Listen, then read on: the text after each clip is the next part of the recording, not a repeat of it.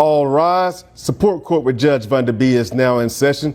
Judge, this is case number JVB1082, Williams case. Thank you. You're welcome.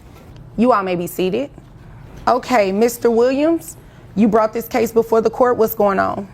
Well, Your Honor, I've been with the defendant for about 10 years now. Okay. We had children probably around my years, about 19, 20. Okay, And, how old are they? They're 8 and 5. All right. And right now, Buckle up. Today's case is packed with emotion, contradictions, and a fierce fight for parental rights. Mr. Williams has been the primary caregiver for 3 years, raising his kids while the mother, he claims, has been missing in action. But here's the twist. She's an exotic dancer, and her profession has sparked schoolyard gossip and harassment for the children. Now, he's in court asking for support, not just financial, but emotional accountability too. The stakes? Huge. This isn't just about money. It's about presence, parenting, and the price children pay in the middle of adult choices. Who will the judge believe? And how much does a paycheck factor into parenting? Let's dive in. that's how I met her. She was stripping. I'm an exotic dancer. She was stripping, Your Honor. I'm an exotic And that's dancer. how I met her. They was playing me in the club. Because I'm an artist, like I said, Your Honor. Oh, you and were- she's the one slowing me down with the children. Okay. And so, like I said, we've been together for about 10 years now. We got an 8 and a 5-year-old, and she's never there to take care of them. I'm there for my I can't kids. even do what I Excuse me, ma'am. Let him speak, and then I can assure you I'll get over to you. And do me a favor, you're making me dizzy, rocking back and forth. Yeah, I know you're probably nervous.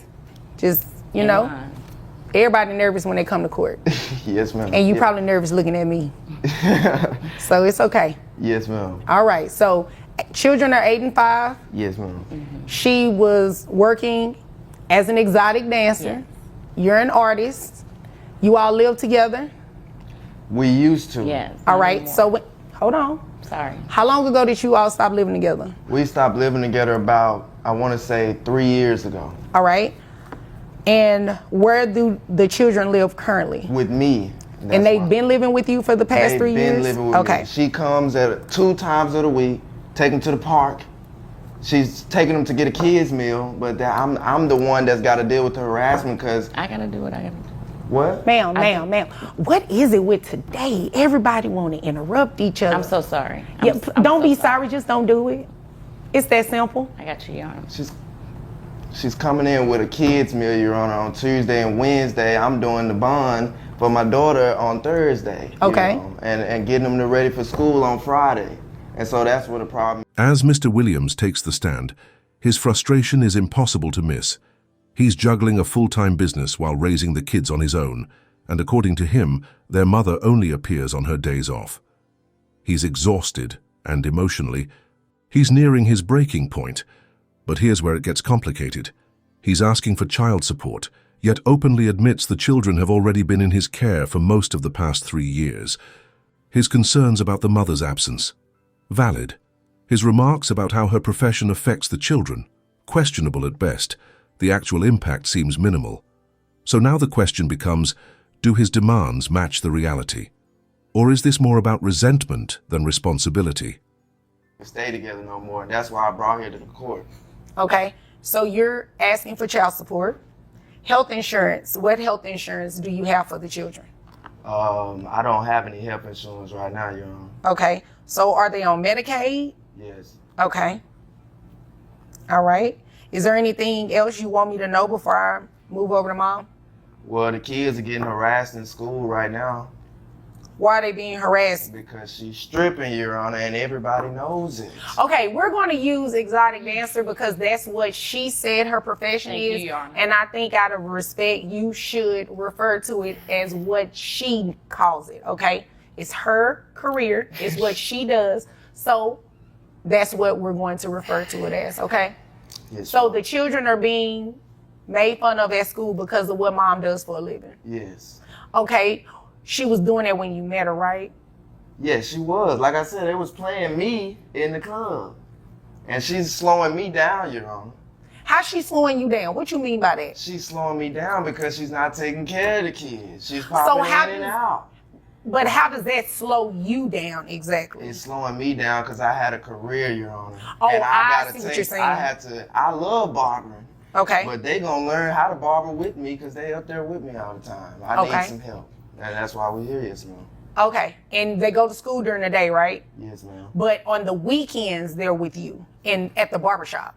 Tensions in the courtroom reach a boiling point as Mr. Williams shares the emotional toll his children face, teasing and ridicule at school, which he blames on their mother's profession. But she fires back, arguing that this isn't about the kids, it's about discrediting her life choices. What she sees as judgment, he sees as consequences. It's a tough, uncomfortable moment, one that forces us to confront our own biases and the power of societal stereotypes. Should a parent's profession define their worth in custody battles? And is it fair to weaponize personal choices in the fight for support and custody? This case isn't just about parenting.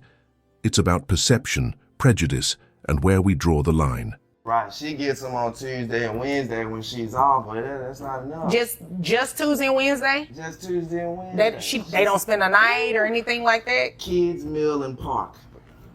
Okay. Kids Meal Park. That's what you go. Excuse me. No, that's not what we're doing. You're not going to interrupt anymore. If I'm lying, let them know if I'm lying. You're not going to interrupt anymore. That's what we're not doing. Okay? I apologize. I'm so sorry. Stop because you keep doing it. Just don't do it. All right. Now. You know I'm telling the truth, y'all. Is there anything else you want me to know about the facts of this case? Not necessarily what she thinks or anything like that, because that has nothing to do with what I have to do up here. No, you don't. Okay, so I can move over to her. Now it's your turn. Yes. Hello, Your Honor. Hi. Yes, so I am here, not really sure why, because I take very good care of our children. Well, you do know why. He just said he wants some help. You slowing him down. He can't cut hair the way that he needs to and make the money he needs to because the children are always with him. I mean, they're not always with him. I do get them on Tuesdays and Wednesdays on my off days. That's something we agreed to because I'm bringing in. Hold on. Let me just clear something up. The mother takes the stand with confidence, but the cracks are starting to show. She insists she provides for the children when they're with her, but the truth is hard to ignore. Those visits are rare and fleeting. What she doesn't seem to grasp is that parenting isn't about gifts or occasional outings. It's about presence, consistency, and stability. Her income?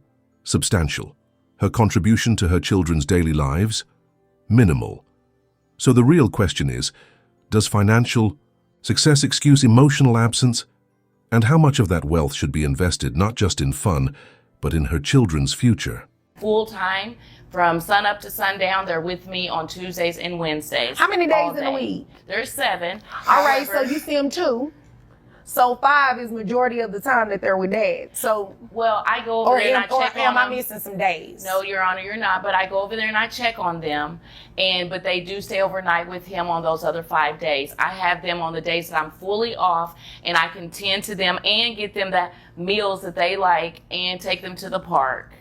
But I have to make money. So he was telling the truth. Well, not fully the truth, because, I mean, you know, he's acting like I'm not there for him. He's complaining now. He didn't have any complaints whenever we got together. We just established you are not there. They're with him 5 days a week. Excuse me. Mr. Williams, I'm going to tell you the same thing I told her. No interruptions, Thank okay? you, Your Honor. No, you don't have to thank me because you've been doing it. So, no, that's not what we're doing. It is not to taunt him. It's just to make sure I give him the same treatment that I gave you, okay? Now, he has not been dishonest thus far in what he said because you just confirmed it. Well, you get him on your off days, which is 2 days a week. The other 5 days, they're with him. You do Happy Meals and Park. He's taking them to school. He's feeding them. He's getting them dressed for school, getting them dressed for. Are they in any activities? Yeah. Yes. Okay. School. My younger daughter, she's cheerleading. But okay, Your Honor, are you taking them to cheerleading? I'm providing for them. Okay. He's not telling the financial part. Okay, so let's talk about that then. Yes. How much money do you make? I do very well. That wasn't my question. That's exactly what she told me. Excuse me. That I can't, write down very well on the child support order. I need to know how much you make in a dollar amount. $180K a year. $180K a year. Yes. How much of that $180,000 are you giving dad? Well, not necessarily giving that, but on my children, because I don't give it directly to him. I take care of my children. Wait a minute, hold on. The kids are 8 and 5. Right. So you got to give it to him. So what are you giving him to provide for the kids? Well, I wasn't giving him anything to provide for the kids. When I check on my kids, I do for my kids, and I buy my kids What stuff. does that mean? That means like I provide. The courtroom erupts in frustration. As the mother tries to defend her actions, the facts speak louder than her words. She's only had the children part-time, while Mr. Williams has carried the weight alone. He's sacrificed his time, his energy and his peace to raise their kids. Yet despite her comfortable salary, she's resisted stepping up financially. But this moment isn't just about child support. It's about involvement, accountability, and the hard truth that one parent can't carry the entire load forever. So here's the real question. Does her career justify her absence? Or is this a case of a parent choosing self-interest over her children's needs?